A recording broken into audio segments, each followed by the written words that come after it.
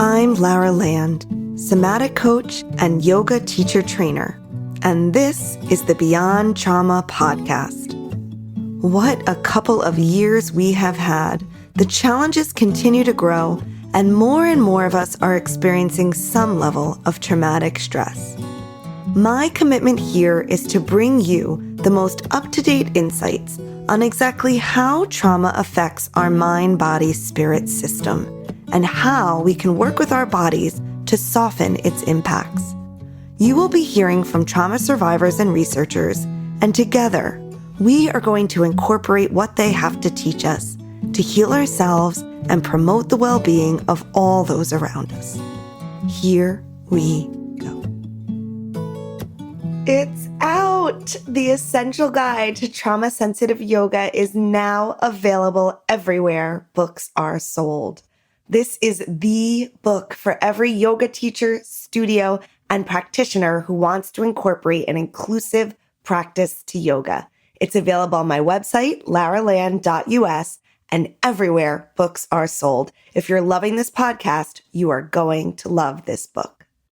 Hello, everyone. Happy New Year. Happy 2024. I'm actually recording this late in 2023, did some calculations and was pretty excited to realize that this episode would be our first episode for 2024. Today, I have on a spectacular guest, hopefully starting out a season equally powerful, but I don't know how we're going to top it. But this is definitely going to start out our 2024 season in a really special way. Cannot believe I haven't had this person on sooner, but maybe the buildup is good, right? Today, I have on for you the person who coined the term trauma-sensitive yoga. That's right, Dave Emerson. Super exciting. Dave is the founder of Trauma Center Trauma-Sensitive Yoga, TCTSY, for the Justice Resource Institute in Massachusetts, where he coined the term trauma-sensitive yoga. From 2009 to 2011, he was responsible for curriculum development, supervision, and oversight of the yoga intervention component of the first of its kind NIH-funded study to assess the utility of yoga for survivors of trauma. And we are going to go into studies, his most recent study, and why studying the impacts of yoga is so important in this episode, really understanding we can't just make claims, right? Until we can really suss out what trauma-sensitive yoga can do, repeat those studies, prove it again and again. And this is going to have a big impact on how the impacts of trauma are treated, on how people get treatment, maybe even on insurance claims. Dave has developed, conducted, and supervised TCTSY groups for rape crisis centers, domestic violence programs, residential programs for youth, active duty military personnel, survivors of terrorism, and veterans administration centers and clinics, and more. He's the co-author of Overcoming Trauma Through Yoga, released in 2011 by North Atlantic Books, and author of Trauma-Sensitive Yoga and Therapy, released by Norton in 2015. I listened to them both. They're both excellent.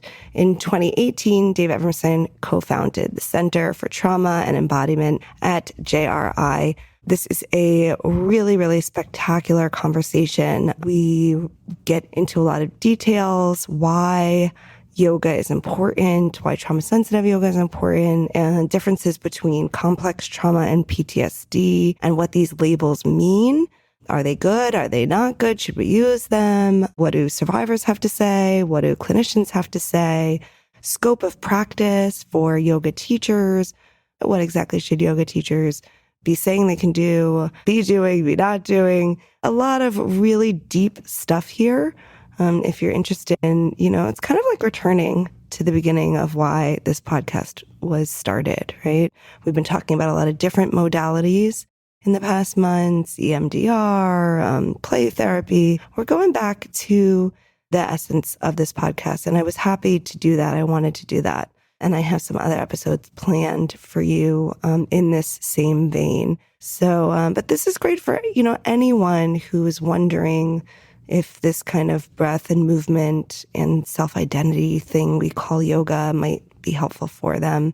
And this is also great for clinicians folks in talk therapy, thinking about their talk therapy, thinking about cognitive processing versus embodied practice, or maybe combining them. It just has so many implementations, this conversation, and I know that you're just going to love it. Please make sure to review and rate. And I have a couple of trainings and things coming up, so always check out the website, lauraland.us. I'm so happy you're here, and I'm so happy that I have the opportunity to release such a really special conversation with Dave Emerson. Here we go. So here we are, Dave. I've been looking forward to this very, very much. As I mentioned to you, I recently caught up on 2 of your books and realized we'd come to same conclusions about trauma-sensitive yoga. But you're the one that named trauma-sensitive yoga. So, I mean, this is a major honor, and you've been at this for a very long time. So I am very, very appreciative of your being here and of your deep dedication to research. Thanks for the invitation, Laura. Yeah. And I should just say, it's always been a team effort. So I want to make sure I credit all the folks that have been involved in the process since 2002. And I would definitely agree that research has been a centerpiece, and we could talk about that, like why. Yeah, we're going to talk a lot about that, actually, because I think that's really important. I'm right now getting my master's in counseling, mental health counseling. You came from social work. So you came through, higher education and understanding, I think maybe, tell me if I'm wrong, but, through that higher education, maybe having more respect for understanding how important it is to really do research and not just, throw our ideas out there. Yeah, that's really interesting. I mean, my process did involve being in the social work community after college and for about a decade, and then thinking about going back to school to become a therapist, a clinical social worker. And I did get to do some of that academic stuff. I also had a chance to see some of the inner workings of some of the celebrity yoga world from different perspectives. And I would say the dedication to research came partly from exposure to academic work, and then also what we didn't want to do from the yoga perspective, because it's such an unregulated space. There are so many claims that are made about what yoga can do and without any evidence, and especially getting involved with trauma and trauma care and complex trauma as it evolved, we really felt a responsibility to have that kind of scrutiny. So the research also serves that purpose too. I just love that. And, not over promising what yoga can do is something at the heart of my teachings, and being clear about scope of practice as a yoga teacher. Yeah, exactly. That's the key language that does come from more of the clinical world, but the yoga community could benefit from that idea of scope of practice for sure. I love that. What did you see or experience in the social work world, and then as you were doing yoga on your own personally, that made you realize these 2 things could come together? Because you were very early on to see that, okay, these 2 things could really come together specifically to help people with trauma. Yeah, I mean, for me, part of it was being in school to become a clinical social worker and finding that I wasn't comfortable with approaching mental health care from that perspective, from the talk perspective. And this is not to take anything away from talk therapy. I benefit from it myself. I'm many colleagues who are clinicians. It's just, it wasn't a place that I could find a role in. And also having my own embodiment practices that were really important to me personally. So with, I think those 2 things, when I was in school, I was at the Smith School for Social Work. I read 2 books that were actually not on the curriculum. One is Trauma and Recovery by Judith Herman, and the other was called Traumatic Stress. But it was an edited volume, Bessel van der Kolk and others. And there were the idea of trauma and the embodied experience of survival was presented in these books, but hadn't been really fleshed out in my understanding. And I felt like when the talk therapy route didn't really fit for me, the embodiment practices were very important to me. It seemed like a place where there was an intersection. There was a need. This was around 1999 in the trauma field. there was an expression of interest in embodiment type practices for trauma, complex trauma. I just felt like, well, yoga at that time, yoga could be one possibility. It seems to have a lot of potential. And do the trauma sensitive yoga participants that you work with, they get a combination of both trauma sensitive yoga and talk therapy? And if so, is there a specific theoretical approach that the talk therapists use? Great question, right? Because that can really vary, right? There's a whole It can really vary, and of course, since I'm studying all the different theories, I'm super curious what theories people are drawn to, especially for trauma. Yeah, really great. So the Smith School for Social Work, where I was in school, is a very psychodynamic program. It was at the time, and I'm not sure how it's evolved, if it's still the same. I started a nonprofit in around 2001, 2002, just to teach yoga to people with PTSD. It's called the Black Lotus Yoga Project. And within a few months, I partnered with this group called the Trauma Center here at the time in Brookline, Massachusetts. They've been treating and researching trauma since the 80s. And I think I was fortunate in that their perspective it was talk therapy, I would say fundamentally based on talk therapy, but it was very relational in the approach. So they were not using things like cognitive behavioral therapy. Not to say that that doesn't have a place in the field. It's just, I think the clinicians there were already, like, for example, not using borderline personality disorder as a diagnosis.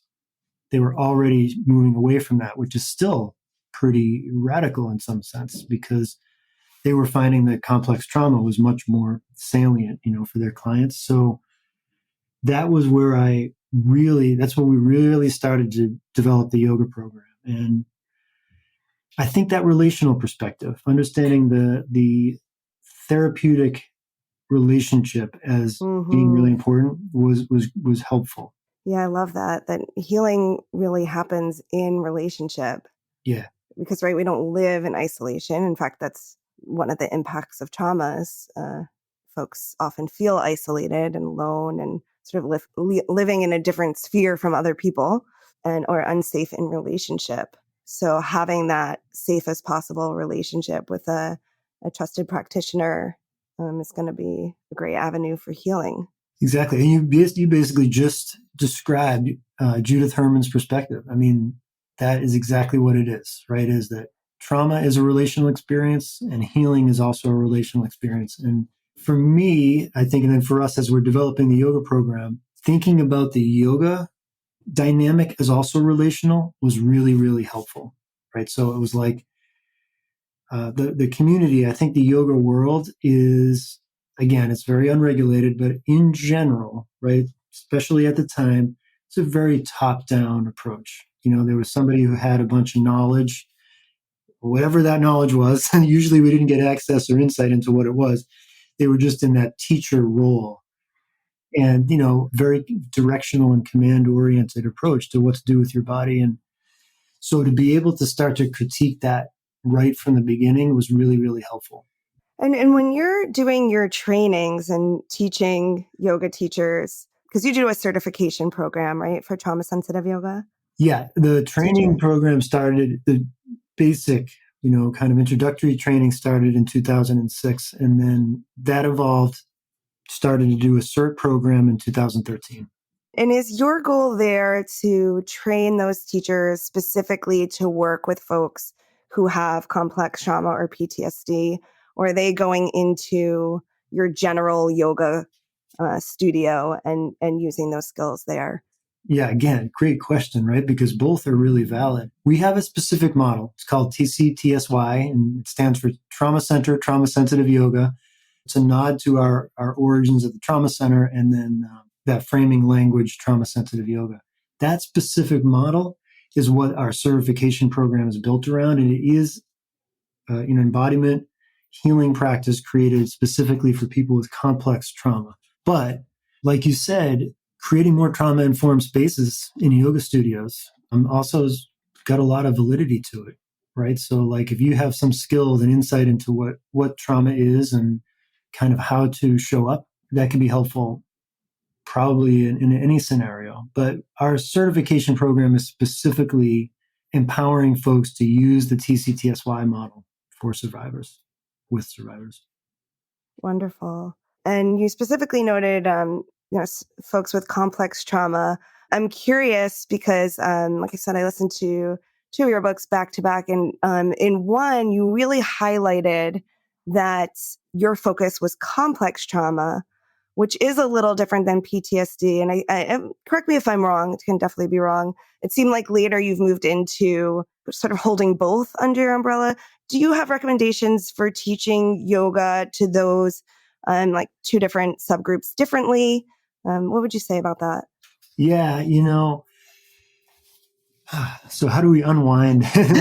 Maybe you want to define for folks, Yeah, maybe we're moving too quickly, complex trauma versus PTSD and maybe what the effects of those might look like yeah, in folks and how that might impact how we might offer the yoga practice. yeah. No, because it's great. It's a really great conversation. I'm glad we're having it. And I would say the way I would describe a trauma theory, right, is in 1980, we got a diagnosis called post-traumatic stress disorder that is still the only real trauma diagnosis, that's in sort of the medical literature. But since night, from starting, as soon as that diagnosis gets, put in print, basically, people like Judith Herman and folks at the Trauma Center are beginning to already kind of unpack it and, in a way, unwind the diagnosis, because the people that are showing up for care often don't fit into that one category, might not even qualify for the PTSD diagnosis, but have had, in our case with complex trauma, like multiple traumatic experiences. So the language complex trauma refers to repeated interrelational dynamics of power abuse, would be one kind of succinct way to say it. And that can show up in a dyad where there's a perpetrator, someone abusing power, and someone that's surviving, in that kind of context. And we could talk more about that. Or it can be systemic. So a society like the one that I live in is a white supremacist and misogynist society. So people that are embodied like me, white male folks, are infused with power in this context. Other people who have different embodiments are surviving. Their really core self is under assault in multiple ways all the time. So the orientation of moving through the world is one of survival. And the research plays this out. I mean, you can find really clear correlation, or it looks very similar to a child growing up in an abusive home to like say, a Black queer woman living in our society. Very similar impacts and outcomes.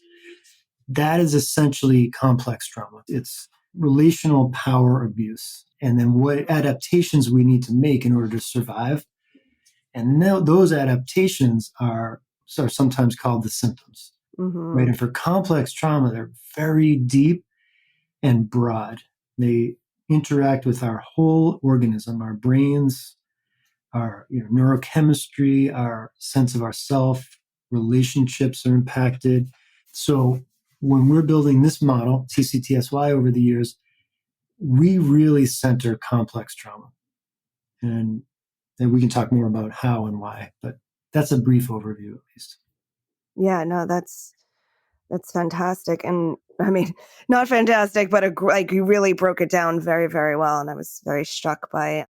I need to read more of the literature and the new, more and more testing and research that's coming out to show what you said about being a Black queer woman in this society being so on par with, the kind of adaptations that a child in abuse would be going through. Definitely thought about those adaptations before, but never in such strong language. And I think that will touch a lot of our listeners. Do you want to touch on PTSD and how that might look different, and then how we might adjust in the yoga space, or do you think it's better to just continue with the lens of complex trauma?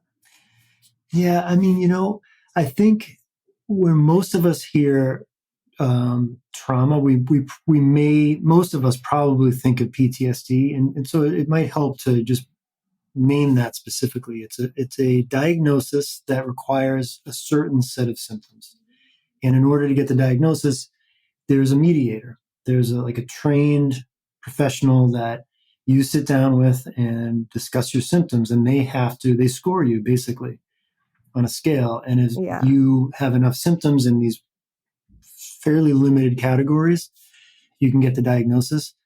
So there's a quality of arbitrariness to it. What's the difference between, a 43 on the scale and a 47? When the 47 you would get the diagnosis, and the 43 you wouldn't. And who gets to make that decision? Yeah. So, and for us, right, and people like Judith Herman, for example, especially, right, they're critiquing the diagnosis from that perspective. Who gets to make who gets to decide, Yeah. right, that my experiences are traumatic? And that's a big discussion that we probably should all be having all the time. And I think from the complex trauma perspective, we are centering the survivor, or the person, person's experiences. So we don't need to mediate that, right? I Yeah. mean, it's like, and it's interesting because the medical field requires a diagnosis. You were asking earlier about how we sometimes oscillate between PTSD and complex trauma. Well, we got the first grant given by the National Institutes of Health in 2009 to study yoga for trauma. But part of the requirement is we had to look at PTSD symptoms. Yeah. Right. So when you get funded like that, because it's the only diagnosis, we had to investigate whether or not there was a change. So often, we'll be talking about PTSD symptoms, but the folks in our studies, we try to be very intentional about having complex trauma. So there is not just one incident trauma per se, right, which is also a requirement for PTSD. Folks have, for example, in that first study, the trauma had to occur at least 12 years prior to entry in the study. So we were aiming for complex trauma, early life experiences, and that's what we got. Yeah, that's so interesting. And, folks that might not know, that are listening right now, that might not, understand so much about this, the dynamics of, first of all, getting that diagnosis. You're speaking to so many important elements right now, right? Of the person that makes the diagnosis, and first of all, right, they're coming through with their lens. Second of all, the diagnosis might be necessary, right? It's sometimes necessary to get certain levels of treatment, to get things covered in health insurance. So these have like political and funding, effects. So, and that's why there are a lot of layers to diagnosis that you're touching on right now that are so important, and people should dig more into to try to understand, because it really is quite a complex web of how things get done, how people can get access to certain treatments, and also have their experience validated. Right, you're speaking to that as well. The fact that we only have that PTSD diagnosis, what that could do to someone who doesn't qualify to that diagnosis, as far as being seen and heard and validated in their experience. So. Yeah, A lot of rich stuff there. I think you're right on. And that actually, it connects back to the conversation we were having earlier about identity, because if, let's say, I'm the interviewer, right, with my lived experiences, my embodiment as a white male cisgender person, and I'm interviewing a trans Black woman, my experiences of what are traumatic might be very, very different. And if I'm making the assumptions based on my lived experiences, I'm missing something. So I think, that just shows like how identity does come into play, and subjectivity comes into play. And then ultimately, in the context of PTSD, it's the interviewers, it's the professional's opinion that matters most. And that's, again, another really important conversation for us to keep having. With complex trauma, there's some controversy in the community. There's an effort to get that diagnosis into the DSM, the physician's desk reference for psychological disorders.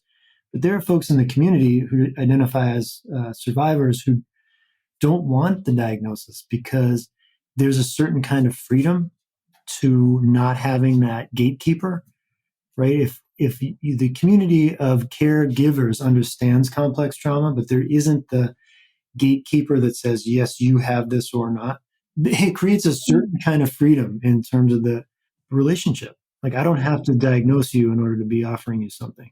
Yeah. Right? And the person doesn't need a diagnosis in order to get what we have. And it's interesting to think about.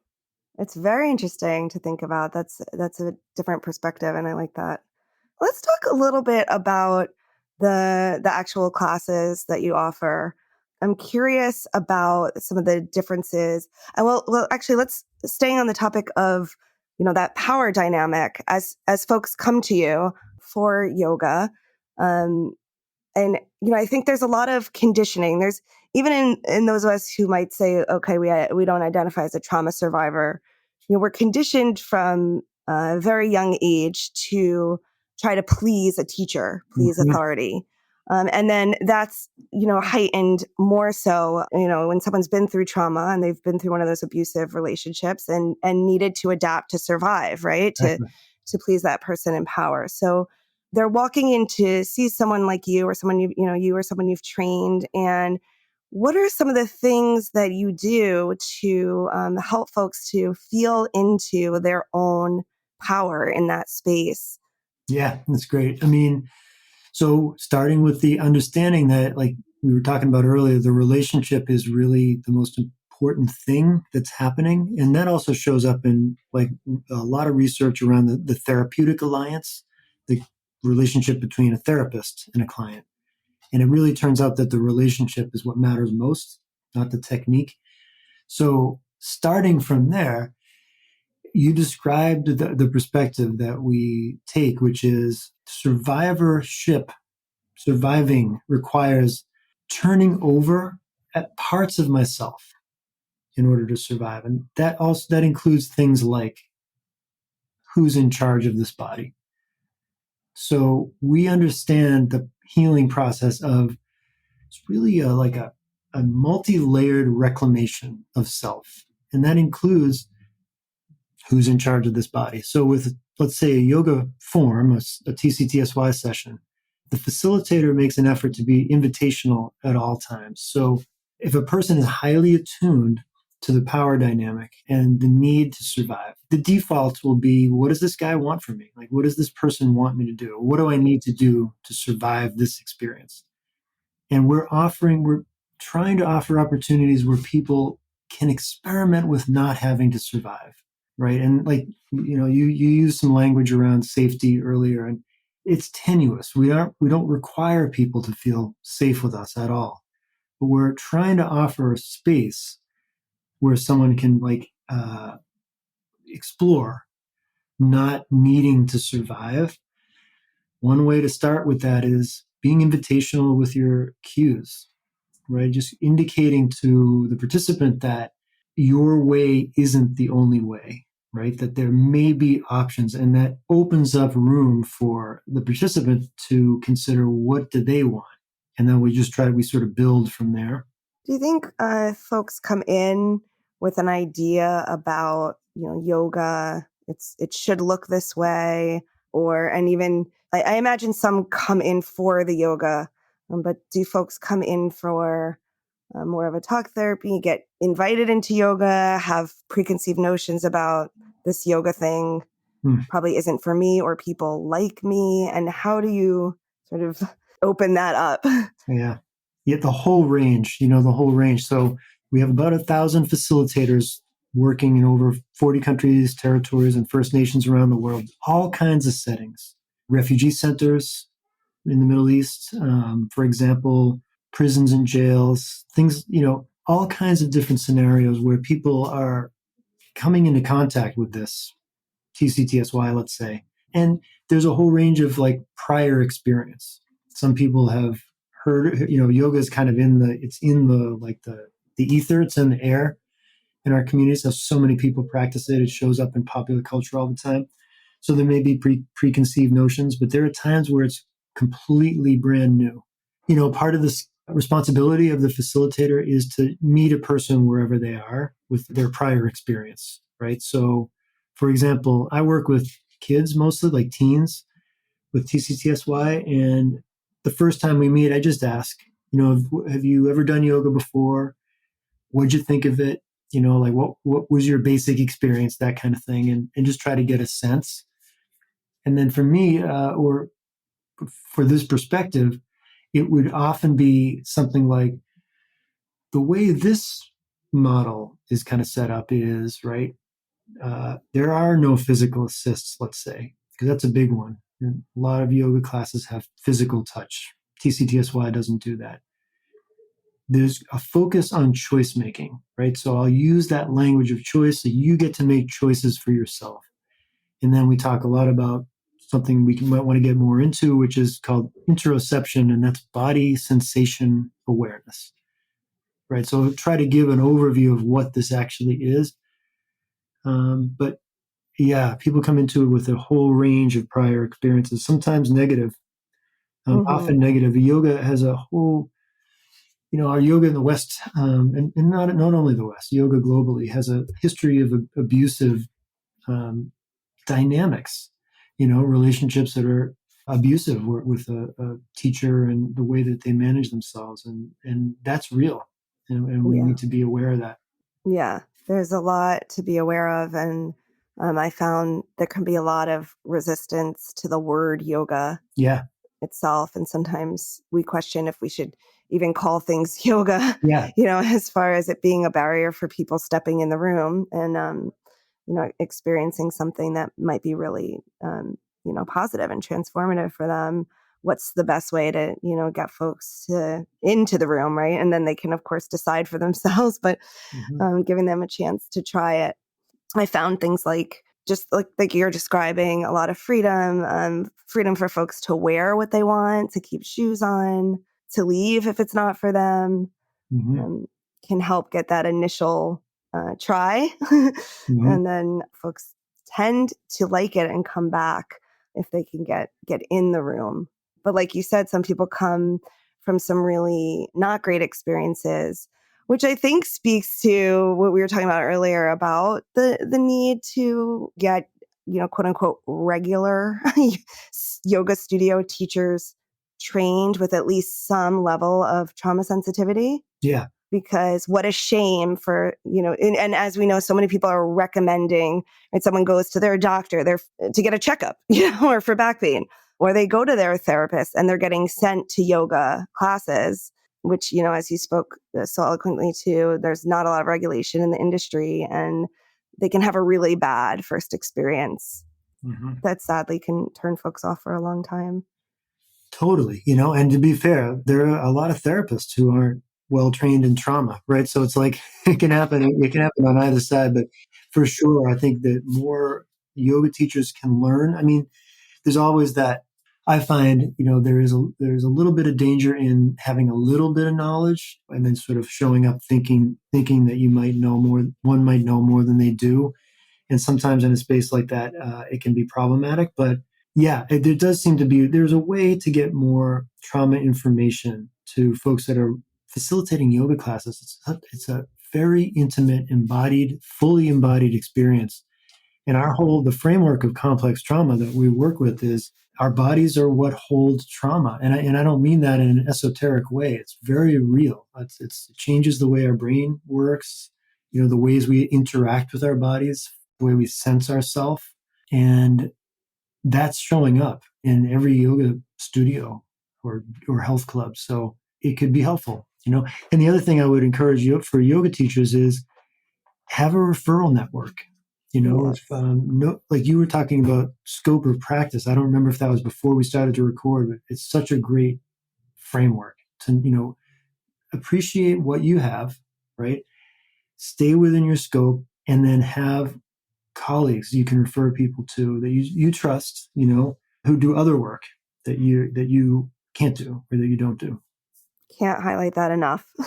Cannot highlight that enough. Get to know other modalities and, people who offer group therapies, EMDR, whatever, and know some great practitioners who are trauma sensitive and, maybe test out their services. Like you said, build your network and a network of support. I think that's like one of the greatest bits of advice we can give to yoga teachers.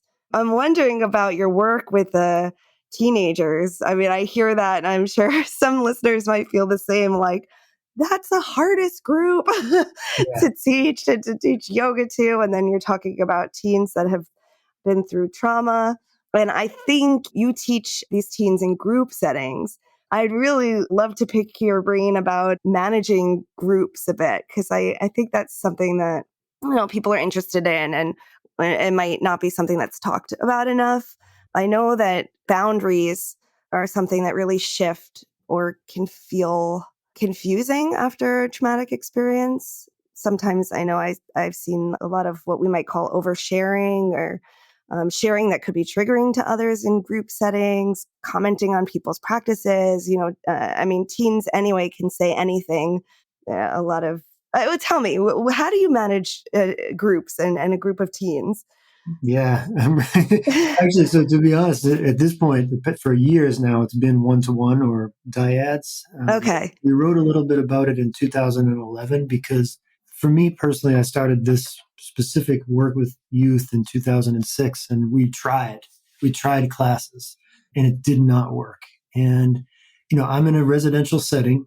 So the youth are there all the time together, like 24/7, lots of social dynamics, they're teens, and complex trauma. So it was a combination that didn't suit well. We were talking about safety before, and being a kid, teenager anyway, we're really attuned to the other teenagers in the room, like what's our social status and all that stuff. And then Mm-hmm. as a survivor, we're super attuned, like to a really high level with what's coming at us, like from other people. So we found that it's small. Again, it really kept going smaller, smaller. Now we're to one or two youth at a time and very short. The sessions are Mm-hmm. 10 minutes. And, Ah, excellent. it really works in a setting like that. But there are people out there, one of the studies we just finished this fall was with young male identifying youth in Georgia who are in jail. There's no other way to say it. The U.S. is a country that does incarcerate youth, and their average age was about 16. They did group classes, and they went really well. And we wrote about that too. That's a paper that is out there as well. Oh, wow. So, I have to read that one.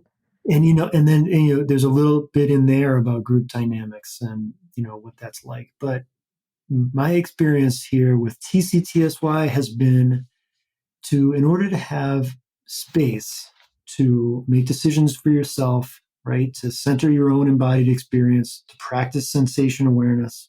The one or two people in the room at the same time is kind of it's kind of important, and the short session too.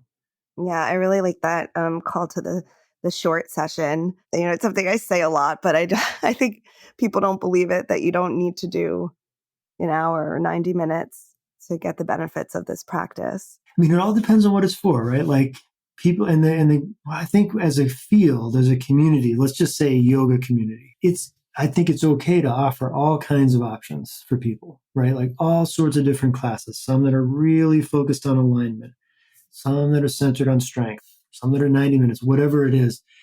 It's really more about like what's it for, and I think with our model for TCTSY, yoga's in there, and we could talk about why if you want, like why we maintain that terminology, Yeah. but it is a treatment for complex trauma, and so it's something different and very, very specific.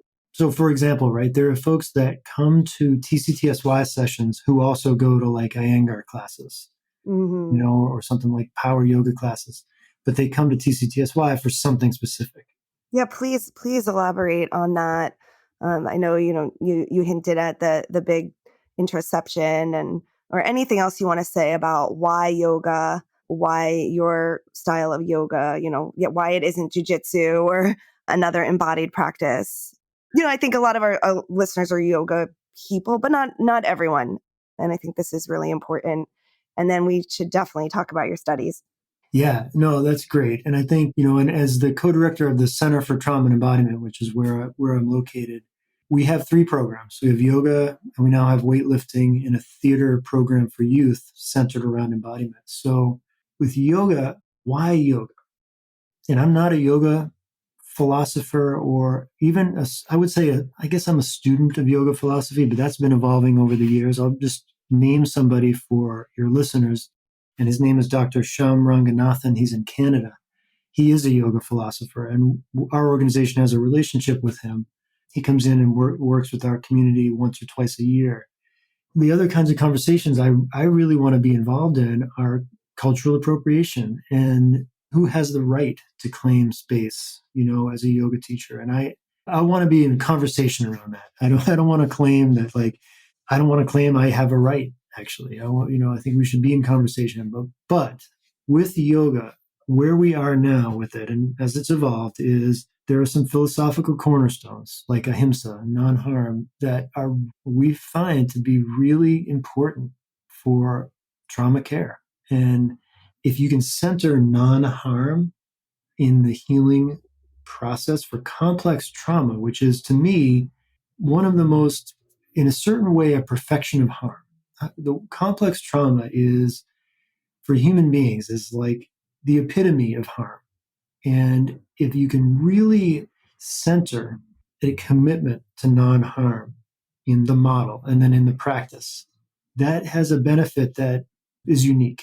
I would say it's unique. And so for me, ahimsa is really important. And that is yoga from my perspective. And then as I'm learning from Dr. Ranganathan in particular, there's a lot around the integrity of the self that is integrated into yoga philosophy that is really appropriate, for complex trauma healing, because for trauma to occur, there has to be a breakdown of the integrity of the self. And perpetrators have a nose for that, whether it's an individual or a system of abuse. Dehumanizing people is the way to create victims. And surviving in that context is the task. That is the task. And it's grueling. It takes an incredible amount of energy to survive when your basic integrity is always under assault. And so, like with yoga, as I understand it, there is a real ethos of claiming your selfhood and honoring that as something that deserves space in the world. And I think yoga is unique. I don't think it probably isn't the only way. And like I said, we have a weightlifting program that has some other perspectives, on what healing and embodiment are. For me, yoga brings that in, that is special. And actually that travels, that ethos travels to the weightlifting program and to the theater program. So in a way, yoga is kind of impacting those programs too. It's beautiful. And I come from a theater background, and I think many of us that are in yoga do. There is a connection there. And my theater training brought me to yoga. Oh, We were, interesting. That's doing cool. breath work, grounding, improvisational movement. And I started to be more interested in the stuff I was releasing through the breathing and the moving. And that became my area of exploration. And so there's definitely a strong connection there. That's cool. That's really cool. So let's dig into these practices and the studies that you've been doing around them. I know you have a new study out. First of all, I mean, for folks we talked a little bit about studies. This is not so easy, getting funding, getting, a group to stay together, to not drop out for the length of a study, other things, isolating the yoga and the specific hypothesis around what you think will happen, right, after this period of practice. So studies are definitely not easy to put together. I'm very interested in, how you decide to frame the ones that you do. This recent paper that just came out, it looks like this is something you've been working on since 2015. So this is like quite a long period of work before the paper gets written. Where do you want to start in terms of talking about studies and talking about, your latest published article? Yeah, thanks so much for making space for that. Yeah, and as a matter of fact, we actually started training the facilitators in 2012, so it's been over a decade of work Whew. there. Yeah. Which, just a chance to shout out some of our collaborators, Vian Nguyen Feng at the University of Minnesota, Ursula Kelly on this particular project at Emory University, Ashley Owen Smith at Georgia State, and more. But so many people involved. And I think the one you're referring to, the latest one, is a randomized control trial, which is really in the Western medical model, it's the gold standard. And they cost the most and they take the most time because they're the most scrutinized, which is, kind of what you aim for as you're trying to develop a new model. And so our first randomized control trial was the one that was funded in 2009 by the This is NIH. a big deal. Sorry to cut you off, Yeah, Dave. I was just thinking maybe you can explain to folks about what it means to have a randomized clinical trial.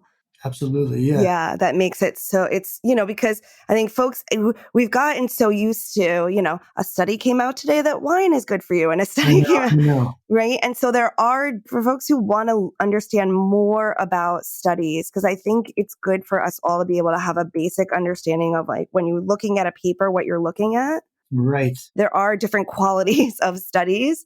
Getting a randomized clinical trial, this is incredible.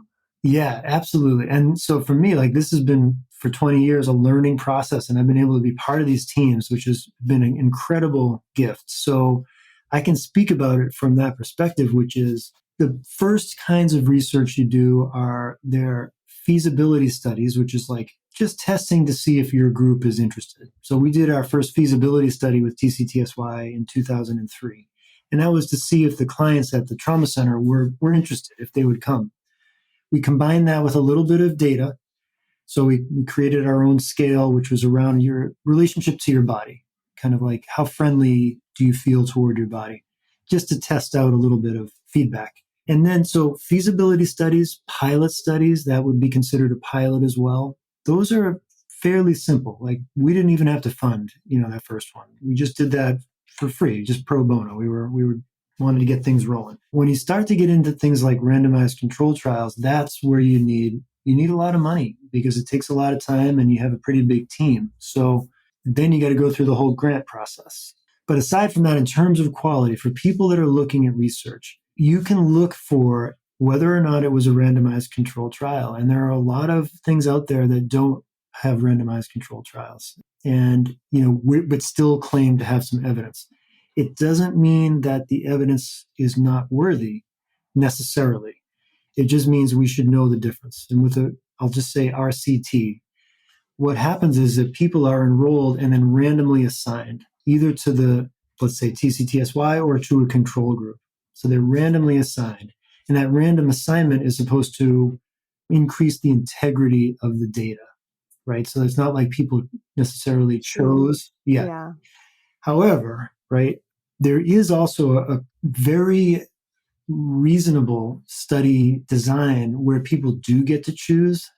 For something like TCTSY, now that it's been through several randomized controlled trials, you can actually go back now and Mm-hmm. say, okay, this is actually our goal for the next a larger one at the VA is people will get to choose it. And we want, because ultimately with complex trauma and this model, choice is paramount. Mm-hmm. So we do want It to would be see, interesting to know too, like if people chose, yeah, cognitive processing versus the TCTSY, right? So they have the choice and they choose one or the other. Like, yeah, how does that actually impact the results? That's an yeah. interesting question, right? Totally. There Yeah. is that is a scientific approach that has a lot of validity. But when you're trying to get a model validated, right? So that's what we've been doing with TCTSY for 20 years. Hmm. You have to do randomized controlled trials in different settings, with different populations. Yeah. So that's So what let's this. talk about this population Yeah. because you worked on this. So the latest paper is called Yoga versus Cognitive Processing Therapy for Military Sexual Trauma Related Post-Traumatic Stress Disorder, a randomized clinical trial. So my first curiosity was around the group you chose. At first I was like, oh, it's interesting that he chose military and post-traumatic stress, considering your, interest in complex trauma. But I think you've explained for us that since it's not really a validated diagnosis, that, in order to do a trial like this, we would look for that post-traumatic stress diagnosis. I also understand that A lot of folks go for testing military because they have so much pre-event blood work. Was that something that was important to you, or that didn't come into it? They did do some biomarkers, but we didn't write about those in this paper. So yeah, that could be a factor. What I would say about the VA, though, is that it's the second largest healthcare provider in the United States besides Medicare. So it's huge. And if you can establish validity in a big system like the VA, other people listen, you know? So there's a lot there. And then there's there's structure that's available in terms of like meeting space and getting people together and things like that. But I would say for us, you hit on some key things there, which is we had to study PTSD because it is a pressing concern, right, for this institution. Our principal investigator, Ursula Kelly, is a nurse practitioner who has a specific interest in women's experiences in the military.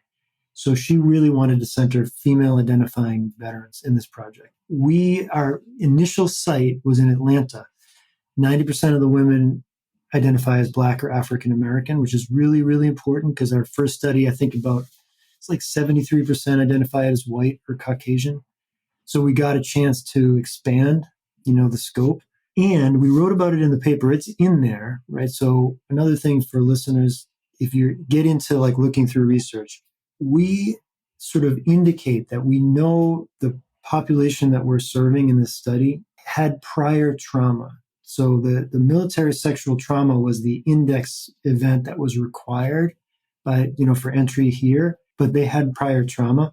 So we know that we're actually looking at complex trauma, even though we have to study PTSD symptoms. Yeah. There's a little bit of a political kind of workaround there in a way, but that's something people can look for is who was the actual population. Yeah, super smart. I noted right away the diversity in your study, which is, seriously lacking in studies still. I mean, even just women alone aren't studied, scientifically studied. Totally, exactly, totally. And that's interesting maybe for your listeners too. All the early PTSD research was all male identifying combat veterans. Yeah. Very specific group, and largely white population. So it looked like the effectiveness of the trauma-sensitive yoga was on par with someone getting a cognitive processing therapy. Yes, yeah. So to break that down, CPT, that's the gold standard in the VA. That's what everybody gets who has PTSD. And it's if it's unfamiliar to listeners, it's very not necessarily, the talk part is not the most important part. It understands trauma as a problem of thinking. So the way you think about trauma and the way you think about yourself, as a survivor. And the goal is to help you change the way you think about trauma and about what can come next. The reason we set up the study the way it is we had already proven some efficacy with TCTSY. Now we wanted to test it against the gold standard, not to disprove the gold standard. That CPT has really good results. The problem is that most people don't complete the series, right? So you have a thing for the people that complete the 12 weeks of cognitive processing therapy, the results are really good. And that showed up in our study as well. Most people don't complete it. So one of the questions is, does TCTSY stack up against the gold standard? And I wonder if will more people be interested in completing it or not? And it turned out that, like you said, the outcomes were really similar, both really positive, and about 40% more people completed the TCTSY. So, which is unbelievable. 42.6% actually. Higher treatment completion rate. I mean, that kind of goes back to what we were saying about getting people in the room and staying in the room, right? Like, yeah. If they can't stay, even if it's a great model, yeah, then it doesn't work. Exactly. Yeah. And, it does happen to be true that CPT and TCTSY they're almost polar opposites, because with TCTSY, there's no talking about trauma at all, right? It's just embodied practice from a, very specific perspective. We can make some, I guess you would say, speculation, right, about why people may be sticking with it one thing we can say looking at the data is the change in symptoms happened very fast in the TCTSY group, which indicates the possibility, that Yeah. people felt their symptoms change, and that was encouraging. So they I decided, think that's big. you know what I mean? Like that looks to be the case. That's speculation. I saw a critique of the study, which was that they were because of the random assignment, some people dropped out of CPT because they didn't get yoga, right? So the critique was people wanted the Oh, TCTSY, interesting. Okay. and I would say, I mean, I get asked this question because I'm working on putting together a potential study right now. So one of the things we're thinking of is, the people that don't get the yoga after the study is done. yes, Yeah. yeah, they're off for TCTSY. That would be one rebuttal I would have. The other one is if you look at the data, the people in the TCTSY group had the symptom change within the first couple of weeks. And that may have been what encouraged them to stay with it. Are you able to do any like qualitative, can you ask these questions or? Yes, yeah. Yeah. And there were interviews done. So we'll see if we get to write about those at some point. Well, I'll be so interested in that. This is like, I love this stuff. Yeah, It's the interview. really, really interesting. But I think, of course, it's science, so we can't assume anything. But I think there's definitely something to feeling that initial benefit. And I think even in therapeutic models, there's some good debate about some of these more drawn out talk models that as opposed to some of the brief ones Mm, that uh-huh. that have some of the same results as far as study wise. So if people can feel change happening quickly, it's like sometimes we get caught in this idea that something can't be true unless it's hard and long. Yeah, interesting. Right, and like a lot of work, like healing has to be work, right? Yeah. I think it's interesting to maybe change that narrative.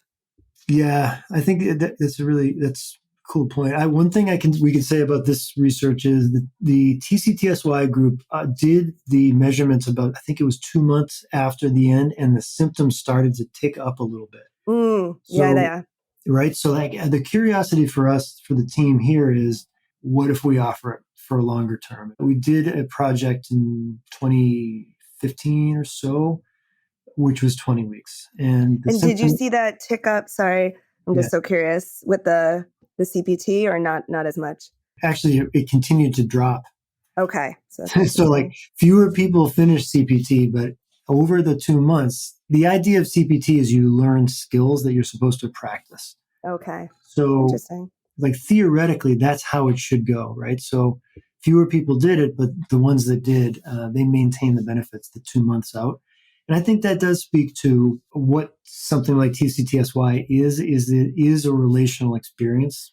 So what we want to do in our next VA study is have like optional boosters for people. Like every Hmm. month, people could come to a class. They do the 10 weeks, and then over the course of the 2 or 3 years, they could choose to come, whether it's once a month or however we end up setting it up.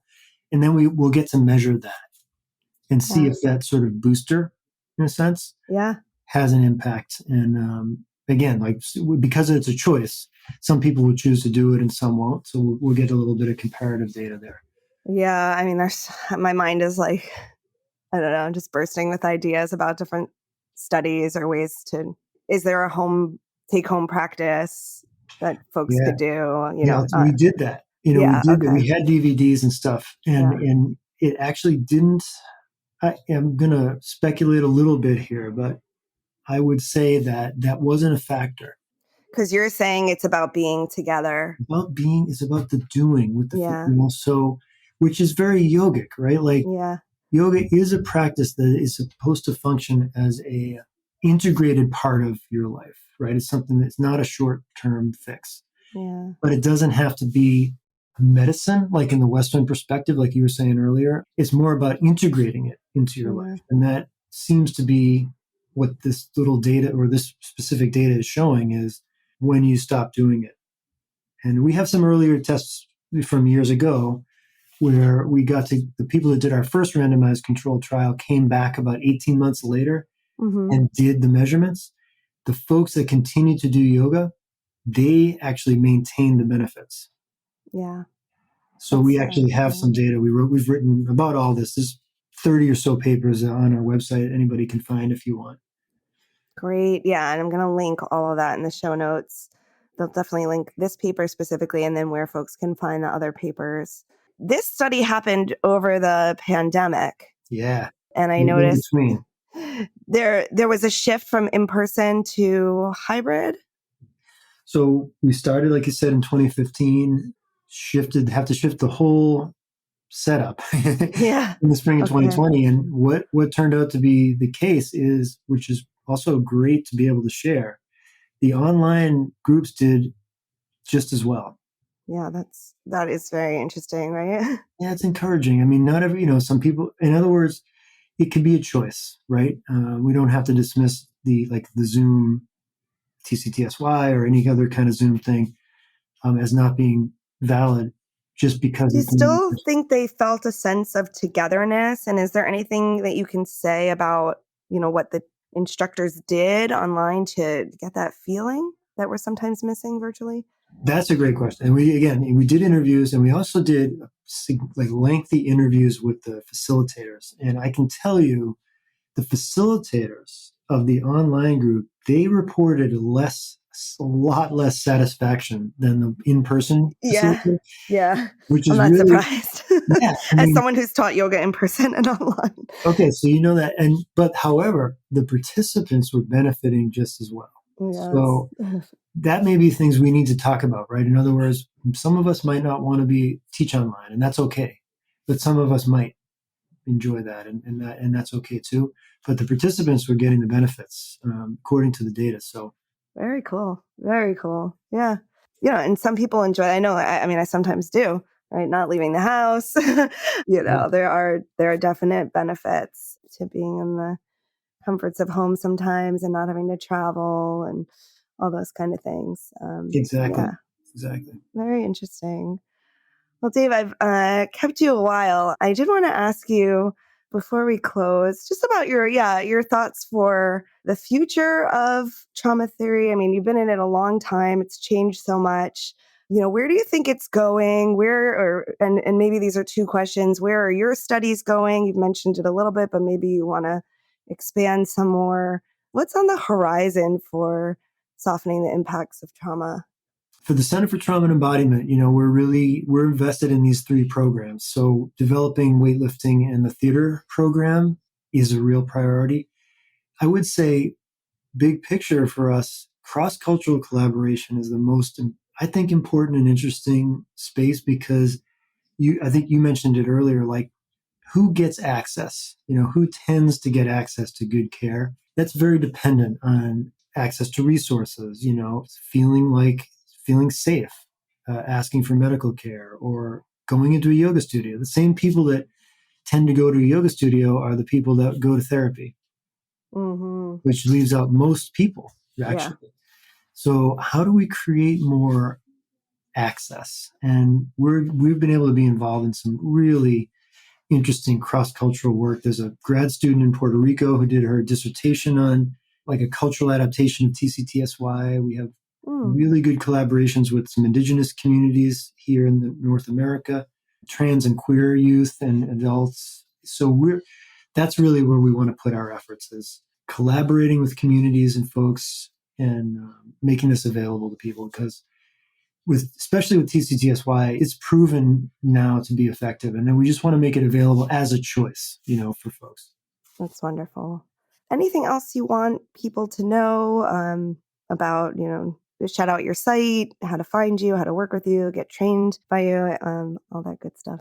Feel free to visit traumasensitiveyoga.com. We'll have our CFTE website is being sort of reconstructed right now. It's Heal with CFTE. That'll be out and available hopefully by the end of the year. Can learn about all three programs. And just happy to interact with folks however they find us. Well, this was very, very informative for me, Dave. There's more I could ask you, but I'll encourage people to dig into your site and read your books, and maybe I'll even get to have you on again one day for a part two because your depth of knowledge is really I'd say unparalleled. And I am deeply, deeply appreciative of your time, your energy, and just your research and your thinking ahead in this field. All you've given to this field, it's quite incredible. Thank you so much, Dave. You bet. Thanks so much, Laura. Really, really good to talk with you. As we buzz around the busy world, it becomes clear there are billions of paths. As we buzz around the busy world, we will appear in other people's photographs. As we speed through the centuries, we will collide and the light will bend. We will be accidentally immortalized in someone else's land.